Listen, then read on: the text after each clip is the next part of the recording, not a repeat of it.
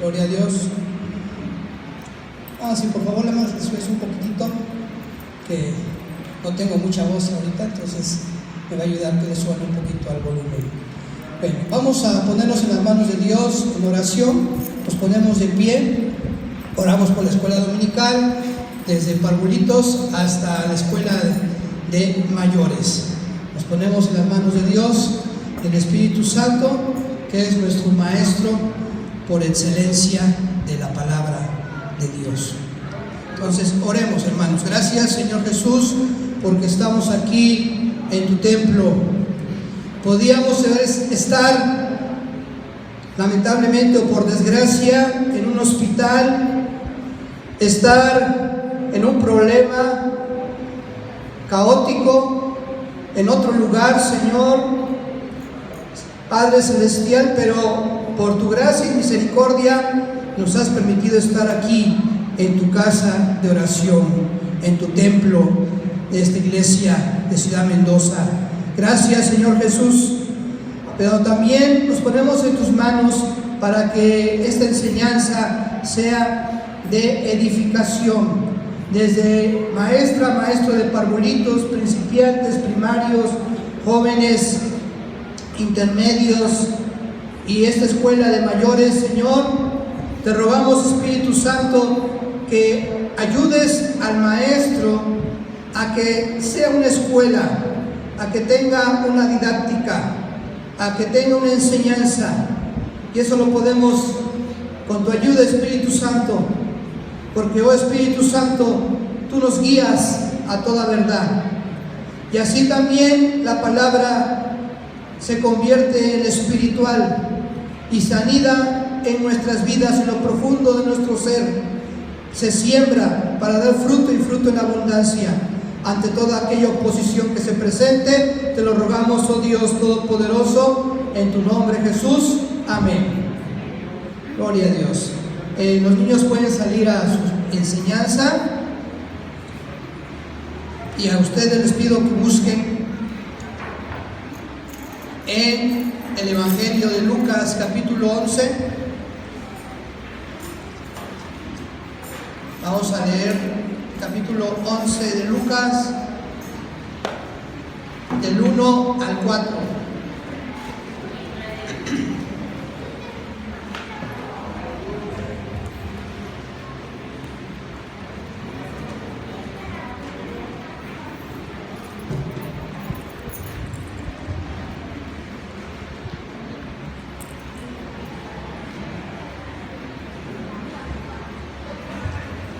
Ya lo tienen, pueden ponerse de pie.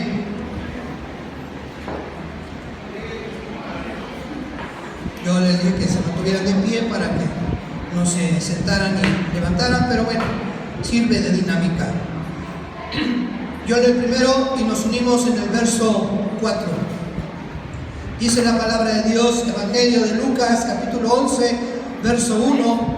Aconteció que estaba Jesús orando en un lugar, y cuando terminó, uno de sus discípulos le dijo: Señor, enséñanos a orar, como también Juan enseñó a sus discípulos.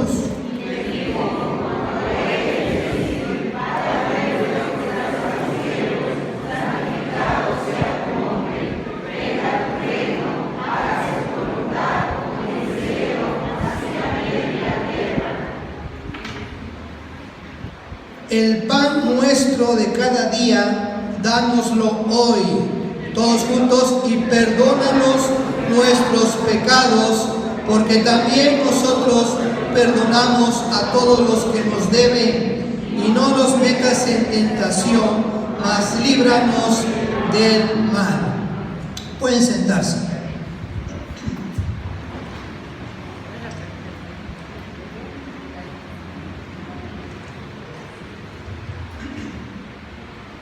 La lección del día de hoy se llama Modelo de Oración. Y el texto audio está en Lucas 11.1, que ya lo leímos. Lo vuelvo a leer, Lucas 11.1. Aconteció que estaba Jesús orando en un lugar, y cuando terminó, uno de sus discípulos le dijo: Señor, enséñanos a orar, como también Juan enseñó a sus discípulos.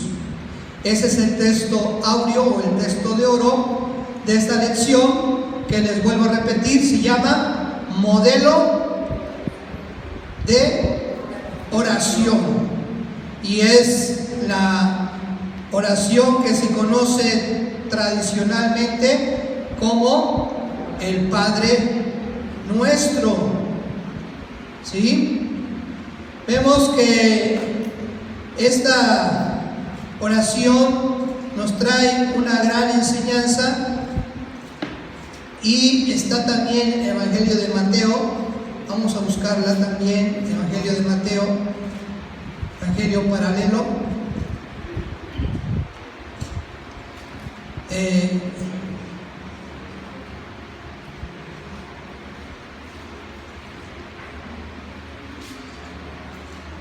No apunté el verso. Gracias, hermana.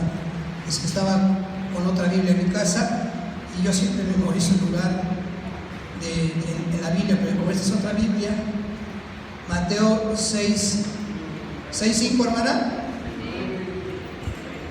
Dice: y cuando ores, no seas como los hipócritas, porque ellos aman el orar en pie en las sinagogas y en las esquinas de las calles para ser vistos de los hombres. De cierto os digo que ya tienen su recompensa. Mas cuando ores, entra en tu aposento y cerrada la puerta, ora a tu Padre que está en secreto, y tu Padre que ve en lo secreto te recompensará en público. Y lo que quería leer, verso 7, dice: y orando, no uséis ¿qué? Vanas repeticiones, como los gentiles, que piensan que por su palabrería serán oídos. Eso es lo que quería leer.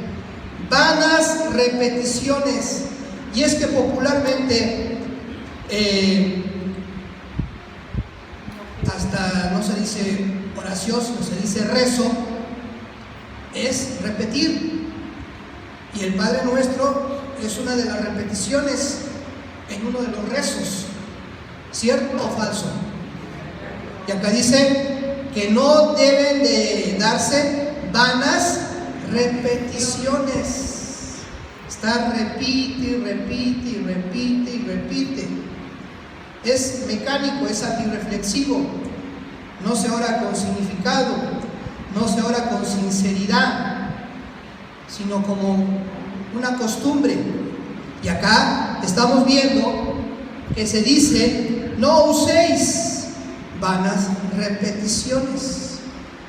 Y también que no hagas alarde en lo público, sino que en lo privado hagas tu oración con Dios. O sea, debemos de tener una oración en privado con Dios, ¿sí? Porque de eso se trata, de tener una comunión con Dios. Ahora, a veces literalmente no sabemos orar. Tenemos una oración desordenada, y a veces es tanta nuestra necesidad que oramos primero con lo que necesitamos.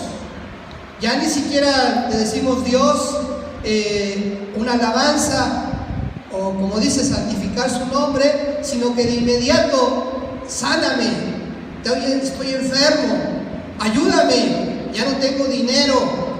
O sea, una emergencia, caemos en la desesperación, y nuestra oración empieza con nuestra necesidad, y a veces no la espiritual, sino la material. ¿A quién le ha pasado? A mí me ha pasado. Tanta la necesidad material o de una enfermedad que de inmediato le soltamos a Dios el pedir. Eso nos recuerda cuando éramos pequeños y nos acercábamos con papá o mamá, luego con la mano extendida, ¿sí o no? Y algunos son niños más astutos, dice: papito, te quiero mucho, Y ya después, ¿qué quieres? No, pues quiero un chocolate, ¿verdad? Así como niños. Pero con Dios a veces lo hacemos.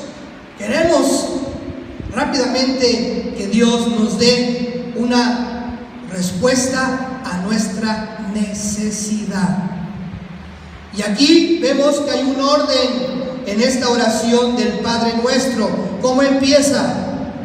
Vámonos a Lucas 11, 1, 2. Ahí está el orden. Dice: cuando oréis, decid: Padre nuestro que estás en los cielos, santificado sea tu nombre. Ahí está el principio de esta oración modelo. ¿Quién le enseñó? ¿Abraham? ¿Quién le enseñó? ¿El apóstol Pablo? ¿Quién le enseñó? ¿Moisés? Jesús. Es una oración que Jesús la desglosó. Y cada frase de esta oración tiene un significado rico y abundante. Y es a lo que vamos con esta clase, con esta lección. ¿Qué significa?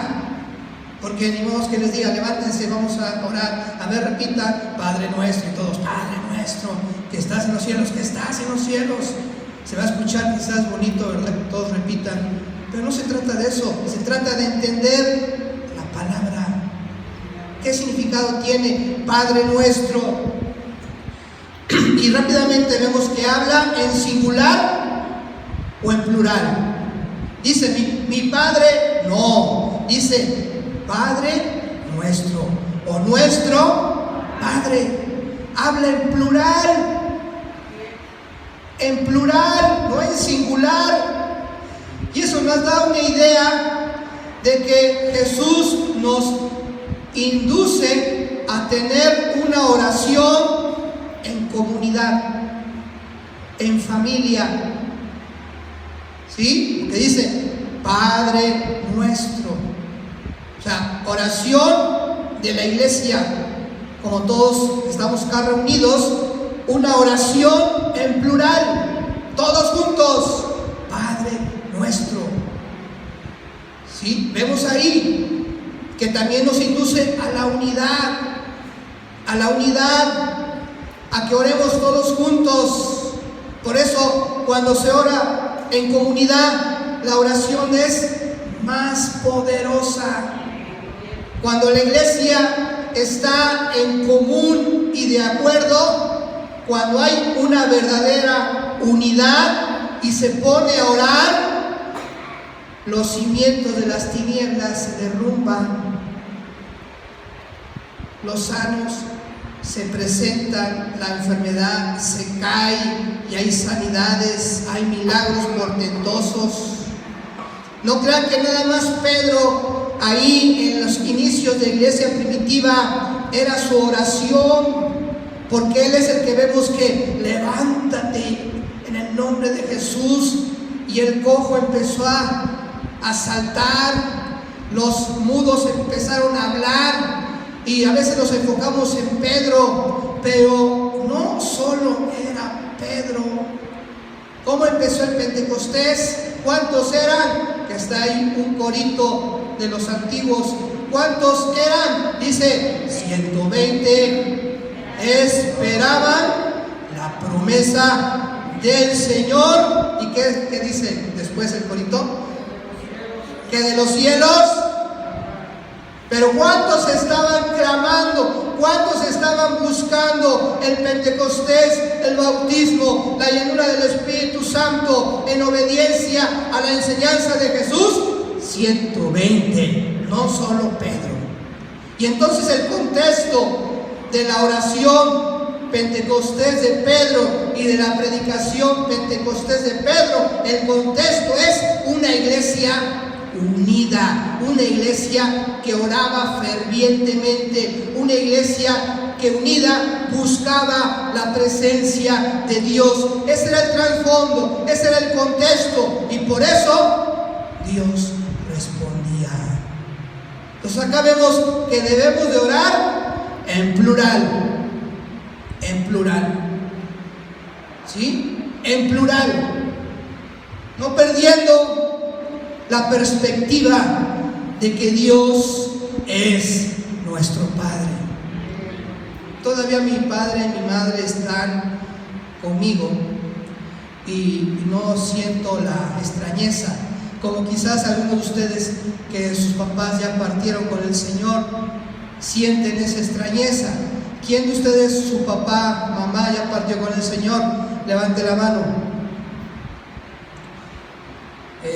Yo creo que es una experiencia, gracias, una experiencia que al principio se duele y también todos los días se extraña al ser querido, ¿sí o no? ¿O fue fácil adaptarse al cambio? Papá, mamá, lo más importante de la familia.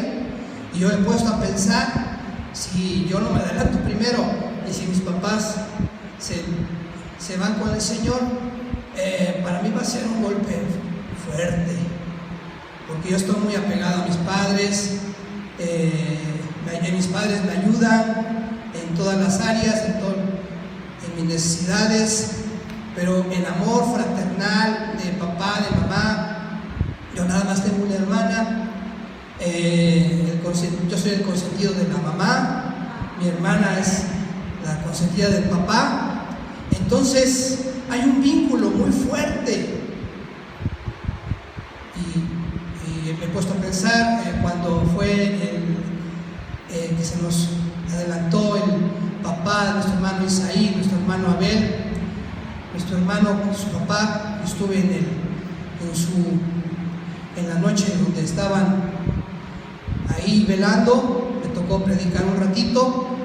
Yo sentí una tristeza muy fuerte, porque son mis amigos Isaí, Abel, Gamaliel, pero también porque como que yo vi en el futuro que si llegara a pasar que uno de mis padres adelante, para mí va a ser muy fuerte. Entonces, pero ¿por qué lo comento? Porque aquí es donde debemos agarrar esa palabra más que nunca, Padre. ¿Quién? Mi papá Javier, que se llama como yo, o mi mamá Sarita. No, Padre. ¿Quién? Dios, nuestro Dios, nuestro Padre, Dios Todopoderoso, nuestro Dios que está aquí con nosotros, pero también dice, Padre nuestro que estás, ¿en dónde? En el cielo. Y eso también nos indica una enseñanza. ¿Dónde está nuestro Padre? Otra vez, ¿dónde está nuestro Padre? En el cielo, arriba. Nuestro Padre amoroso está en el cielo, arriba. Está sobre todo. Y eso me recuerda el pasaje de Efesios 1:20, si lo quieres también buscar conmigo. Efesios 1:20. ¿Dónde está Jesús? A la diestra del Padre. Amén. A la diestra del Padre. Quien quiera leerlo, Efesios 1:20 al 22, ¿qué dice, por favor? Efesios 1:20, 22. La cual operó en Cristo, resucitándole de los muertos y sentándole a la diestra en los lugares celestiales. Hasta el 22. Sobre todo principado y autoridad, poder y señorío, sobre todo nombre que se nombra, no solo en este siglo, sino también en el venidero. Y sometió todas las cosas a sus pies, y lo dio por cabeza sobre todas las cosas a la iglesia. Gracias. ¿Dónde está Jesús? A la diestra del Padre. ¿Por qué? ¿Qué tuvo que vencer Jesús? La muerte. ¿Qué más venció Jesús? El pecado. ¿Qué más venció Jesús? Las enfermedades. ¿Qué más venció Jesús? Al diablo y todo su ejército de demonios. ¿Y ahorita dónde está Jesús? Él es más que vencedor. Por eso dice, sobre todo, principado y autoridad y poder y señorío y sobre todo nombre. Dígame un nombre importante. Te va a decir uno que es fiel morenista: Andrés Manuel López Obrador. Dígame otro nombre importante. A ver. ¿Quién? El hombre. Hombre. Pero dice que Jesús es sobre todo nombre. Entonces, nuestro papá que está en el cielo está arriba que todo. Eso quiere decir que es más que vencedor. Y eso nos tiene que dar fe y confianza de que nos puede ayudar con nuestras necesidades y problemas. Porque a veces comenzamos a pensar que Dios no nos entiende, ni comprende, ni nos quiere o nos puede ayudar. Pero estamos equivocados si pensamos de esa manera. Reafirmemos nuestra fe. Hebreos 2:18. Si alguien lo lee, Hebreos 2:18. Bueno, ya les gané. Dice: pues en cuanto Él mismo padeció siendo tentado. ¿Quién padeció? Jesús. ¿Fue tentado en el desierto por el diablo? Sí, pero dice, es poderoso para socorrer a los que son tentados. Jesús nos puede ayudar en la tentación. 4:15 de Hebreos también dice, porque no tenemos un sumo sacerdote que no pueda compadecerse de nuestras, ¿qué? Debilidades.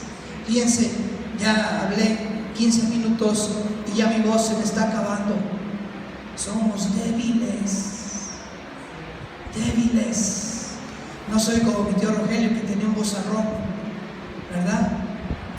Yo soy Javier, que rápido mi voz se me acaba. Por eso siempre tengo que tener mi botella de agua para lograr predicar 1 hora. Pero somos débiles, ¿sí o no? ¿Sí? Ahora me está pasando en mi trabajo. Realmente las nuevas generaciones han cambiado mucho. Ya tengo casi 29 años de ser docente y cuando empecé a trabajar, los adolescentes de secundaria maduros, respetuosos, tranquilos, querían estudiar, querían aprender. Y yo he estado trabajando en una zona rural, semirural siempre, porque así está la secundaria. Y los jovencitos de comunidades lejanas maduran más rápido que los de la ciudad, porque tienen una vida más dura, a veces de mucha carencia económica. Pero 29 años después, estoy trabajando acá en la comunidad semirural de Campanario y los adolescentes, han cambiado totalmente.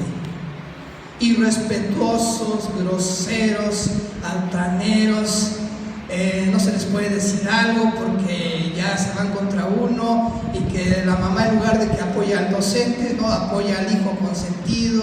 Bueno, no sé si acá en la ciudad también pasa lo mismo, yo creo que también, ¿verdad? Los adolescentes han cambiado para mal. Y entonces en mi trabajo, a veces a mí me duele mucho la cabeza, de repente ya la cabeza me empieza a doler bastante. ¿Por qué? Porque es un ambiente pesado. Y como no tenemos escuela de aulas, estamos en una galera así grandota, que es de usos múltiples para la comunidad, y ya tenemos ahí casi 8 años trabajando, y hay 3 grupos, primero, segundo y tercero. Entonces estamos juntos, no hay división de aula, están los 3 grupos en el mismo lugar. Entonces, o sea, es muy fácil que se descontrolen los alumnos. Entonces ya a la 1 de la tarde, y más cuando hace calor, los adolescentes todavía se ponen más inquietos, y ya es pesado trabajar. ¿Y por qué lo digo? Porque resiento, me empieza a doler la cabeza. Es que uno como ser humano es frágil, somos débiles a veces en ciertas cosas. Algunos quizás, y respeto, son fuertes de carácter, pero toda la persona tiene a veces una carencia de algo, una debilidad, tiene fortalezas y debilidades, pero en esas debilidades nosotros debemos de aceptarlas y estar bien conscientes y nuevamente decir: Padre nuestro que estás en el cielo, Padre, tú que venciste el pecado, Jesús, tú que venciste y sanaste al enfermo, Jesús, tú que siempre tienes una palabra de vida y de esperanza, Jesús, confío en ti, y por eso reafirmo: Padre nuestro que estás en los cielos, arriba de todo problema, arriba de toda debilidad, arriba de toda enfermedad, arriba de toda autoridad. Aquí en cada ciudad, no quiero meter en una doctrina, no es doctrina, pero en cada lugar hay autoridades demoníacas, y también tienen toda una jerarquía, toda una organización y todo un trabajo cotidiano. Y así como hay un presidente municipal, que es la autoridad civil política de un municipio, también en cierta región hay autoridades demoníacas que tienen una jerarquía. Pues mi Señor Jesús está arriba que todo principado.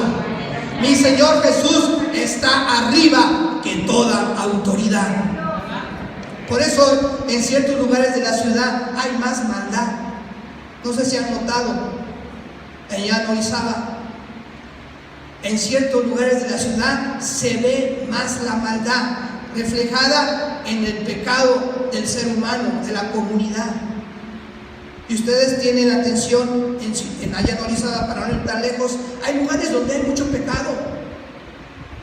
Pues en esos lugares donde hay mucho pecado no le echamos la culpa al demonio, porque el ser humano también tiene culpa y parte, pero hay autoridades ahí bien fuertes, bien posicionadas, autoridades demoníacas ahí que están gobernando. Y en esos lugares, curiosamente, no hay iglesias cristianas. Y es muy difícil levantar una iglesia cristiana en ese lugar territorial donde está una autoridad demoníaca bien posicionada. Y entonces ahí hay que hacer una oración de intercesión, y basándonos en el Padre Nuestro, en el significado del Padre Nuestro, una oración que diga: oh Señor Jesús, tú estás más alto que la oscuridad de este lugar. Oh Señor Jesús, tú eres más que vencedor. Y aunque aquí predomina este tipo de pecado, oh Señor Jesús, yo reprendo a todos los demonios que están aquí gobernando y destruyendo al ser humano con sus pecados, con sus vicios, con sus actividades. Y estar orando con intercesión, con esa fe, con esa perspectiva de que Jesucristo es más que vencedor. Y a la iglesia, ¿dónde se sienta? Con Cristo Jesús en los lugares celestiales. Y no tener una perspectiva de derrota. No, acá está bien difícil predicar el evangelio. No, acá está bien difícil sanar a los enfermos. Hay mucho ateo, nadie cree. Acá es bien difícil porque casi todos son espiritistas. No, acá está bien difícil porque todos son de la luz del mundo. No, Padre nuestro que estás en los cielos, tú estás arriba que toda herejía, tú estás arriba que toda maldad, tú estás arriba que toda enfermedad, por muy fuerte que sea, y tener esa perspectiva de victoria en Cristo Jesús, porque nuestro Señor Jesús ya triunfó en la cruz, venciendo todo aquello, y ahorita está a la diestra del Padre, y a su iglesia le ha concedido sentarse en ese mismo nivel. Pero debemos de tener esa fe. Piense, a veces tenemos una mentalidad de derrota y miramos hacia abajo. Por darles un ejemplo, ayer salí de su casa de ustedes con hambre, se me antojaron unas tortas de pierna del centro, salgo, me subo a mi bicicleta y de repente doy vuelta con mi bicicleta y empiezo a pedalear, pero mi mirada estaba hacia abajo y así estaba con la bicicleta. Doy la vuelta y por no mirar hacia el frente, que retacho con la camioneta de mi vecino, que está nuevecita, que retacho, y cuando la vi de frente ya no pude frenar, que a un manotazo le pegué en la cajuela, y con mi manubrio, por más que le hice el giro, que le pego a su coche y ya le hice un rayoncito. Entonces imagínense, ¿por qué? Un ejemplo chusco, pero ¿por qué? Por tener la mirada ¿hacia dónde? Hacia abajo. Y a veces tenemos esa actitud en nuestra vida. Por las circunstancias, ¡pum! A veces estamos hasta en depresión, tristes, cabizbajos, sin esperanza. Pero ¿por qué? Si Jesús ya venció a la muerte, venció a la depresión, venció a la tristeza, y en Jesús tenemos esperanza. A pesar de que al rato podamos morir, en Jesús tenemos esperanza, una esperanza de vida eterna. Y entonces, mi mirada tiene horizonte, mi mirada tiene perspectiva, puedo mirar hacia el frente, no acomplejado. ¿Por qué creen que el futbolista mexicano va a Europa y no puede jugar al mismo nivel que los europeos? Porque se comparan con un alemán, y yo soy mexicano, ¿verdad? No mido ni siquiera 1.60, mido como 1.57. Si me pongo botas, pues no uso botas, llegaría a 1.60, ¿verdad? ¿Y los alemanes cómo son? 1.90, fuertes, rubios, de ojos azules, de ojos verdes. Y los alemanes tienen una mentalidad de guerra, que aunque les metan 3 goles, ellos no se dan por vencidos y vuelven a correr, a intentar. Y la cultura alemana es una cultura fuerte de carácter. Pero nosotros los mexicanos los vemos y ¡pum!, nos apachurramos. Por cultura nos acomplejamos a veces de nuestro físico. Pero nosotros somos mexicanos cristianos. Cristo está con nosotros y Cristo nos hace cambiar la perspectiva. Y aunque esté peloncito, Cristo hace que se me quite el complejo. Yo cada vez que a veces un predicador echa un comentario chusco de los que están pelones, que de los que calvos y que no sé qué, y algunos se ríen, y a veces como que me quería meter debajo de la silla. Me da pena, porque estamos acomplejados. Pero Cristo cambia nuestra mentalidad de derrota. Cristo cambia nuestra mentalidad acomplejada. Cristo nos levanta la cara y nos hace tener otra cultura, una cultura del reino de Dios, una cultura de justicia, una cultura de paz, una cultura de gozo, una cultura de lucha, una cultura de perseverancia, una cultura donde hay esperanza. Amén. O como que ya están en otro canal. ¿Y qué más dice el Padre Nuestro? Ya me estoy extendiendo por otro lado. ¿Qué más dice el Padre Nuestro? Después, Padre nuestro que estás en el cielo, ¿qué dice? santificado. Con el vecino que retaché con su camioneta, son muy, pero muy católicos. Por eso a propósito choqué, no, es cierto. Choqué porque no me fijé. Pero son y rezan, rezan pero constantemente. Y este de santificado sea tu nombre, lo dicen pero con ganas, con fuerza. Santificado sea tu nombre, y todos en coro. No estoy criticando, es algo que pasa en muchos lugares de acá por la religión popular, ¿cierto o falso? Sí, luego hacen no sé, tienen sus nombres, se muere un familiar y hay días de rezo, ¿verdad? Y no sé qué días, entonces me dijeron la novenaria, te invitamos a la novenaria, algo así, ¿verdad? ¿A la qué? A los 9 días, y después hay tamales y champurrado, café, pan. Primero el rezo y después el pan, ¿verdad? El cafecito. Y como todas las cuadras son de mis familiares y algunas tías, una tía ya falleció, mi primo me ha invitado, yo no soy grosero tampoco, le digo, no soy cortante, le digo gracias.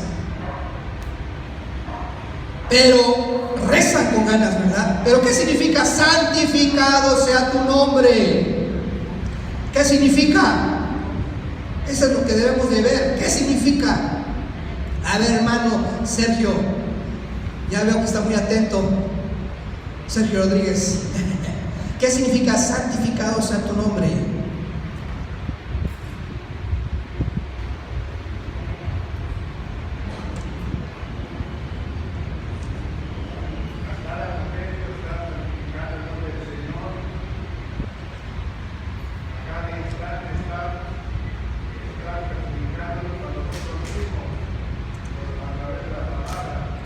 Amén. A ver, mi hermana Elvia, que por ahí la escucho que está. Alabanza. Amén. Gracias, hermana. A ver, ya participaron de acá. A ver, de aquí. Hermano Arturo Carrera, ¿qué significa santificado sea tu nombre? Es santo sobre todas las cosas. ¿Mande? Es santo.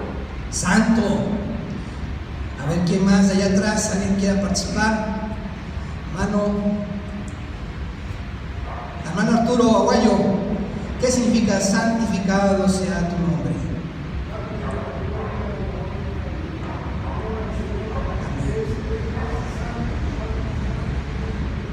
Amén, gloria a Dios. Fíjense, ahí vemos la diferencia de entender la palabra a repetir como loros. No se trata de repetir y tener vanas repeticiones, sino entender la palabra y con la ayuda del Espíritu Santo vivirla. Para el hebreo, esto lo acabo de escribir, no crean que yo lo sabía, o un poquito lo recordé. El nombre quiere decir la naturaleza, el carácter, la personalidad. Por eso para el judío los nombres no eran porque veían el calendario y este nombre está ahí, le ponemos Chucho, no, le ponemos María, o yo a mi hijo Javier, porque yo me llamo Javier. No, el judío tenía que ver la elección del nombre con su destino. Y el nombre significaba naturaleza, carácter, personalidad. ¿Cómo es el nombre de Dios? ¿Cómo es la naturaleza? ¿Cómo es el carácter? ¿Cómo es la personalidad de nuestro Dios? Eso lo debemos de distinguir. Y nos vamos a Salmo 145 y ahí nos ayuda. Y dice: te exaltaré, mi Dios, Rey. Y ahí en lugar de decir santificado sea tu nombre, dice bendeciré tu nombre eternamente y para siempre. Y en este salmo da luz de cómo es el carácter, la naturaleza de Dios. Como es Dios, dice verso 3, grande es Jehová. Su grandeza es inescrutable. Pues ahí vemos cómo es nuestro Dios en su naturaleza y carácter grande.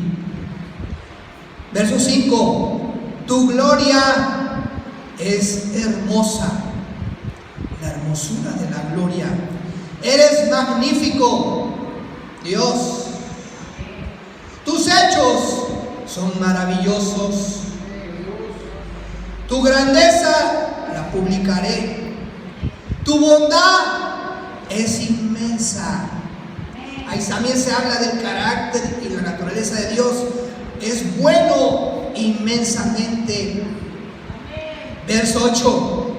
Clemente, misericordioso es Jehová, lento para la ira y grande en misericordia.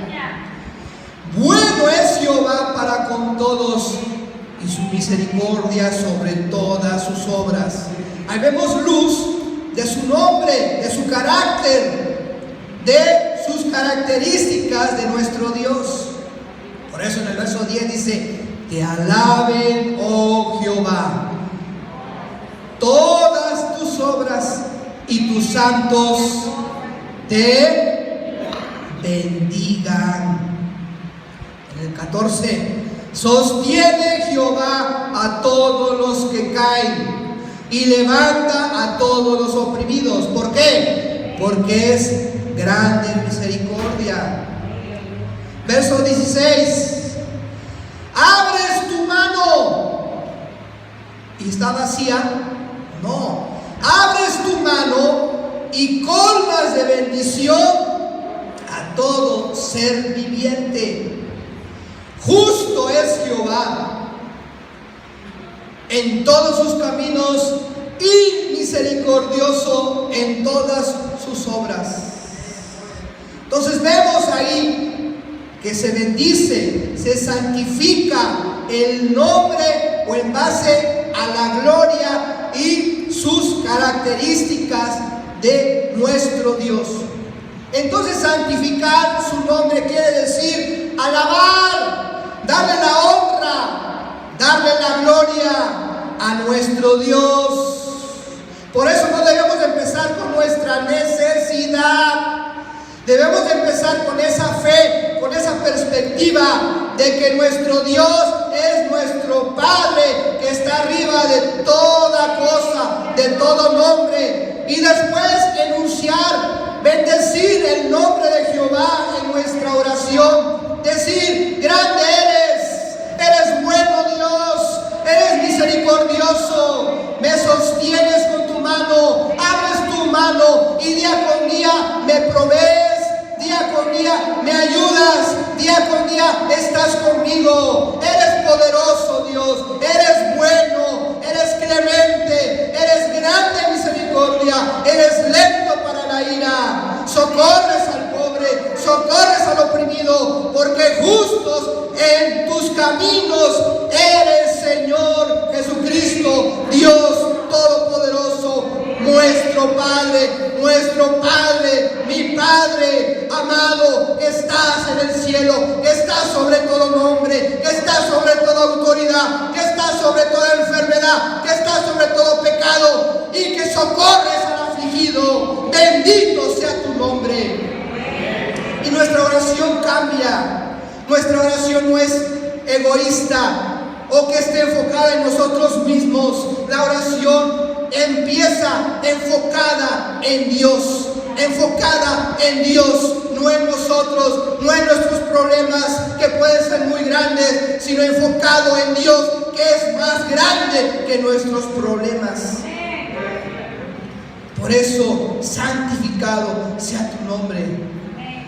¿Puedes alabar a Dios unos 5 segundos? Alábalo. ¿Qué más aparte de amén puedes decir de Dios? Que se escuche la alabanza a Dios, que salga de tu corazón. sinceramente. No te quedes callado. Dilo, ¿cómo es Dios para tu vida? Alábalo, no te quedes callado. Alaba a Dios, bendice su nombre, santifica su nombre, porque también en este momento se puede hacer, porque donde está el Espíritu de Dios, allí hay libertad, y libertad para bendecir su nombre. Justo y maravilloso son todos tus caminos, y tus obras que haces tienen justicia, tienen paz y provocan el gozo. Alabemos al Señor. Alabanza al Dios Todopoderoso. Alabanza, porque cuando el pueblo de Dios alaba a Dios, suceden cosas maravillosas. Cuando el pueblo de Dios alaba a Dios, suceden milagros. Pablo, cuando estaba esclavizado con Silas, si no me equivoco, estoy en lo correcto, Pablo y Silas en el cepo, en la cárcel, eran la medianoche, estaban encarcelados en el cepo, y ¿qué empezaron a hacer? A bendecir el nombre de Dios, y empezaron a alabar el nombre de Dios. Perseveraban en su alabanza, no miraban el cepo, no miraban la cadena, no miraban la cárcel, sino miraban la grandeza de nuestro Dios, miraban el maravilloso poder de nuestro Dios, miraban que Dios es bueno y que no los iba a abandonar, y seguían alabando a nuestro Dios, seguían alabando y bendeciendo, santificando su poderoso nombre. Y de repente, ¿qué sucedió? En medio de su alabanza, ¿qué sucedió, hermano?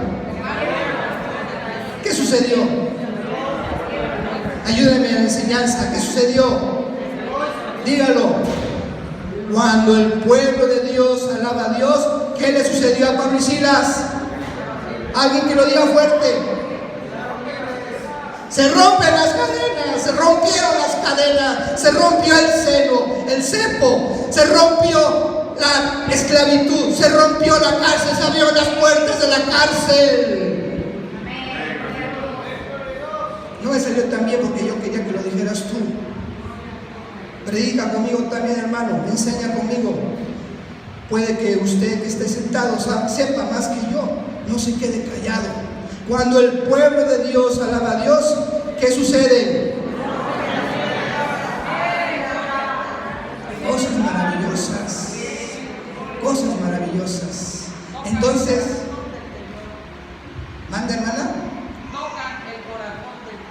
Tocan el corazón del Señor con su alabanza. Que esta iglesia toque el corazón del Señor. Yo llegué y me senté es que siempre antes de predicar tengo que dar un repaso de todo para que se me quede la estructura, porque por los nervios se me olvidan las cosas, y doy un repaso así rápido y ya me da cierta confianza, también por los nervios. Pero la alabanza estaba muy bonita. Amén. Se sentía la presencia de Dios.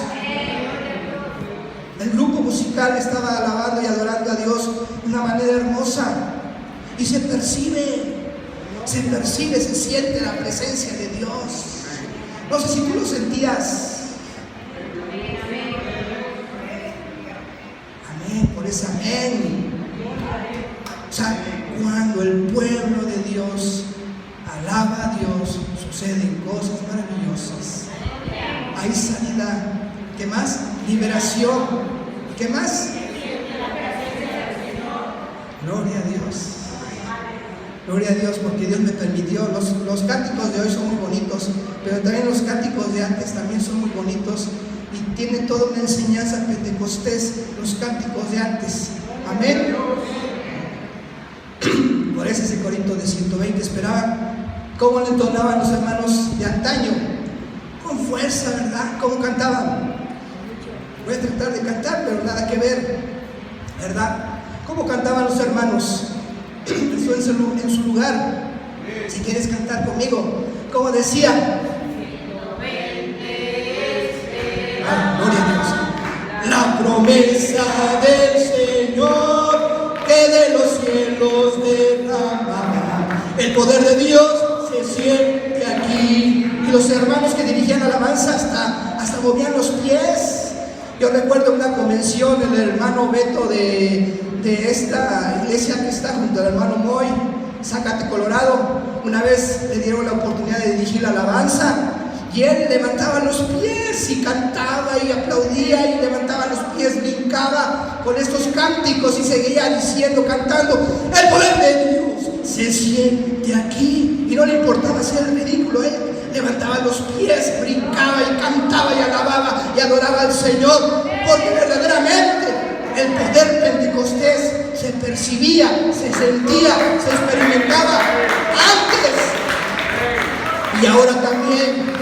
Y Dios quiere que haya un avivamiento en el futuro, porque en esta iglesia, el hermano David tuvo un ministerio extenso, un ministerio de rodillas, un ministerio apostólico, que hasta la fecha en este púlpito se siente la unción de Dios, porque ese siervo pagó el precio, porque mi querido hermano David pagó el precio de su ministerio. Y si usted pasa a este púlpito, se siente la unción, la presencia de Dios. No es uno, sino es el precio que pagaron los hermanos de antaño, de rodillas, buscando a Dios, y que todavía hay consecuencias de bendición, que todavía se siente la presencia de Dios, porque aquellos hermanos se arrodillaban, se quebrantaban de corazón y buscaban a Dios con todas sus fuerzas y bendecían el nombre poderoso de Dios, y había bautismos con el Espíritu Santo.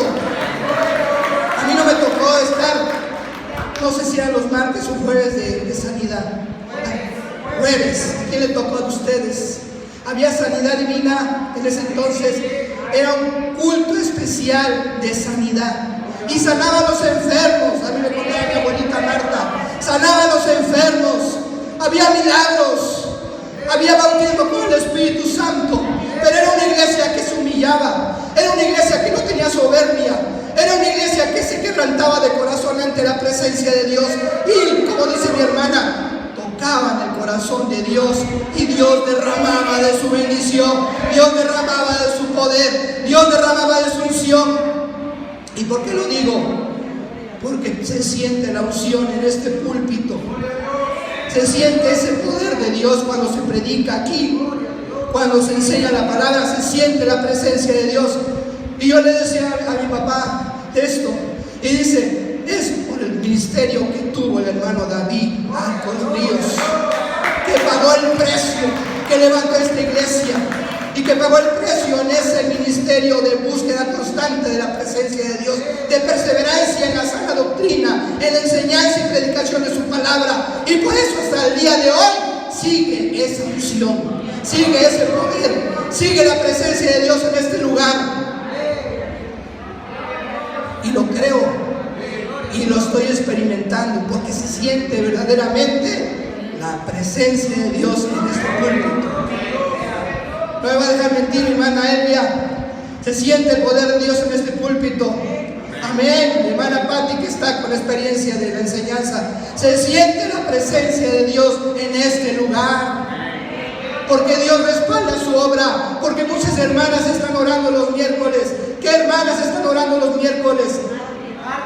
Martes. Eso quiere decir que yo no vengo, ¿verdad? Pero hay hermanas, porque las hermanas sé que vienen los martes de oración. Hay hermanas que están orando y Dios sigue contestando, Dios sigue contestando. Por eso sigan perseverando en esa oración, porque Dios quiere grandes cosas para este lugar. Todavía en este 2024 Dios quiere seguir haciendo su obra de misericordia, de gracia, de bendición en este lugar. Todavía. Y en un futuro no se pierde la esperanza de un avivamiento creciente en este lugar, en esta iglesia, donde surgieron tantas iglesias, donde han surgido tantos ministerios. Gloria a Dios. Gloria a Dios. Y ya para concluir esta enseñanza, aunque todavía falta, no llegó ni a la mitad.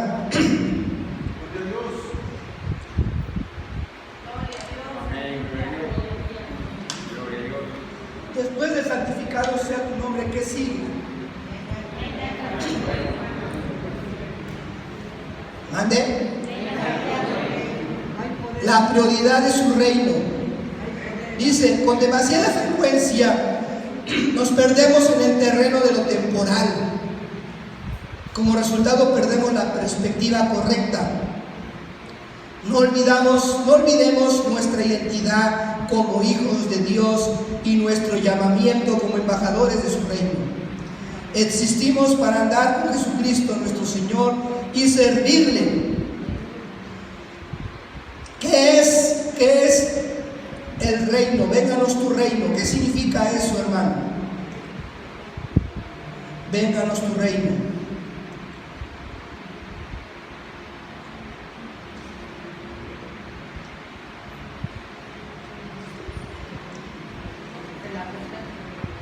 ¿Qué significa vénganos tu reino?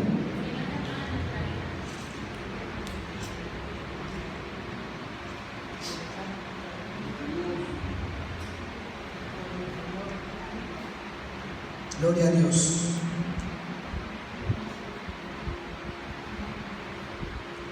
¿Qué significa vénganos tu reino?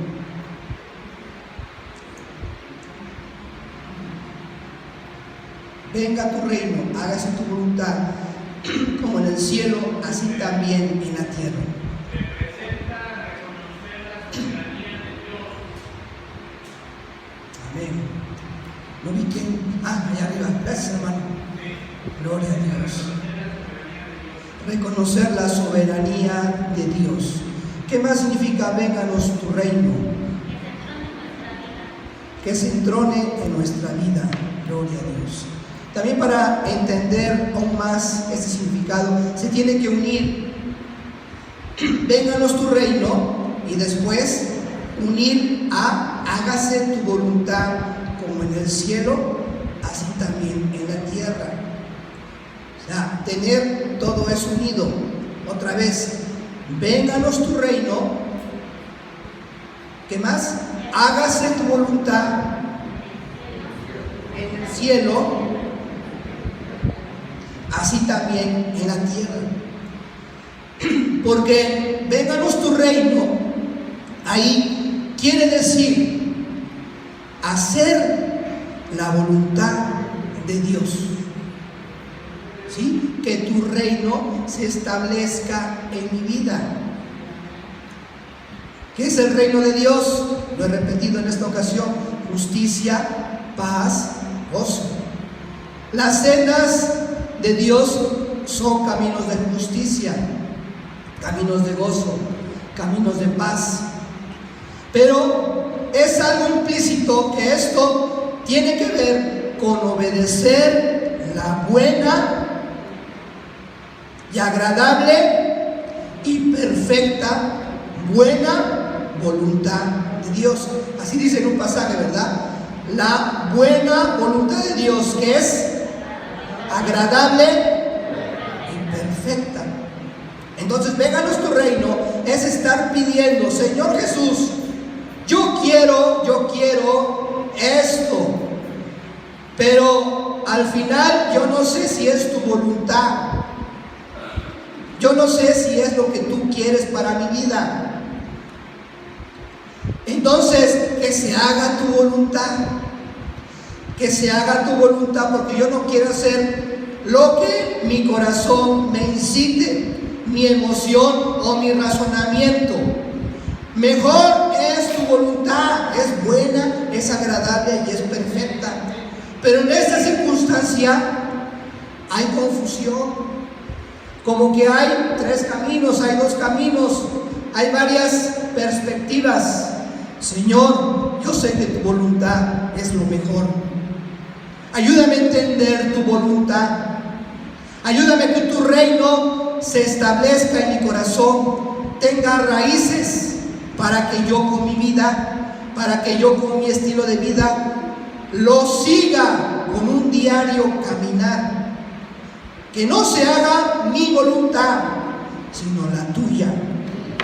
Antes de morir en la cruz del Calvario, Jesús estuvo en una oración de lucha, en una oración perseverante. ¿Y qué decía en esa oración nuestro Señor Jesucristo? Sabía que tenía que morir en la cruz del Calvario, y como ser humano frágil, le daba cierto temor. Imagínense morir crucificado en una cruz. Nadie iba a tener esa valentía. Y en ese momento Jesús, en su humanidad, tuvo un flaqueo, tuvo un reconocimiento de que era un esfuerzo donde solamente con el poder de Dios se podía realizar. ¿Y qué dijo en su oración? Que se haga tu voluntad, no la mía. Y entonces murió en la cruz del Calvario, pero una noche estuvo en esa oración de lucha. Y a veces nosotros queremos hacer, hasta decimos que no es santa, nuestra santa, ¿qué? Voluntad. Que somos necios. Y a veces ya entendemos que no es voluntad de Dios, pero a veces esa necedad como que quiere arraigarse, quiere entronizarse, quiere posicionarse y tomamos malas decisiones. Pero entonces en esta oración dice: vénganos tu reino, hágase tu voluntad como en el cielo, así también en la tierra. O sea que el cristiano no hace lo que quiere. El cristiano no hace lo que quiere. El cristiano hace o tiene que hacer la voluntad de Dios. Y ahí a veces es difícil, porque la soberbia, el orgullo, la necedad, el que yo crea que mi criterio es el correcto, o que no acepto consejo de nadie y que yo sé lo que hago. Y entonces ahí está la mala decisión, el mal caminar. ¿Por qué? Porque no escuché, porque no hice caso, porque fui necio, porque hice lo que yo quise. Y no se trata de eso. En nuestra oración se tiene que entronizar el reino de Dios. Se tiene que hacer la voluntad de Dios, así como en el cielo, así también en la tierra. Y ya los veo cansados un poquito, hace calorcito. Vamos a esforzarnos por terminar esta enseñanza. ¿Qué sigue en el Padre Nuestro? Después, verso 3, el pan nuestro de cada día, dánoslo hoy. ¿Qué es el pan? ¿Qué es el pan? Se refiere al pan material y también al pan espiritual. Debemos de darle más importancia al pan espiritual, pero a veces lo material es lo que queremos. Dice en Juan 6, 33, 35, ¿quién es el pan? Juan 6, 33, 35. Porque el pan de Dios es aquel que descendió del cielo y da vida al mundo. Verso 35, Jesús le dijo: yo soy el pan de vida. El que a mí viene nunca tendrá hambre, y el que en mí cree no tendrá sed jamás. Jesús es el pan de vida. La presencia de Jesús es el pan de vida. También es la palabra que está en nuestras manos, que estamos predicando, que estamos enseñando. Ese también es el pan. Pero también se refiere al pan material. Al pan material. ¿Sí? ¿Le ha faltado el pan a tu casa? ¿A alguien le ha faltado el pan? A veces quizás hay temporadas de vacas flacas, ¿sí? No está lleno el refrigerador, pero por lo menos hay una cazuelita de frijolitos, ¿verdad? Hay tortilla, hay queso, que le gusta el chile también hay en la casa, ¿verdad? Que coma picoso. Pero en esas vacas flacas, Dios provee. No nos deja sin comer. no nos deja sin comer, ¿sí? Y a veces nos permite hacer ciertas cosas, ¿sí? En esa provisión del pan material y disfrutarlo con nuestra familia, disfrutarlo con nuestros hijos, pero es por su misericordia y por su gracia. ¿Quién tiene trabajo de ustedes? Es por la provisión de Dios. ¿Quién tiene un salario, una remuneración? ¿Quién tiene una pensión? ¿Quién tiene ese apoyo económico constante? Ese es el pan y provisión del cielo a tu casa, a tu bolsillo, para el beneficio de tu familia.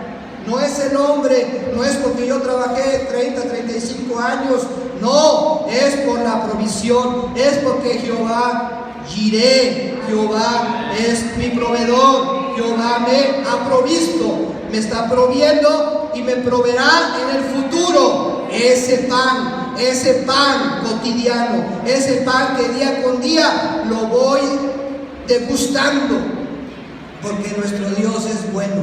Amén. Nuestro Dios es bueno. Y es todo un reto para el que es cabeza de hogar, porque es el que tiene que ser el responsable de la provisión. Y a veces es una responsabilidad pesada cuando las cosas no alcanzan, ¿sí? Cuando no alcanzan, y entonces ahí a veces dentro de la familia está la queja: no hay esto, no hay aquello.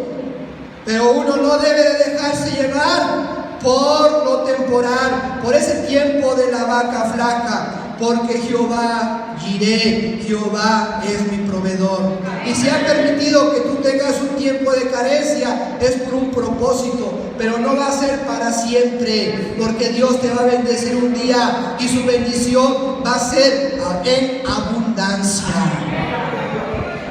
Su bendición va a ser rica y abundante, y no te va a faltar el pan.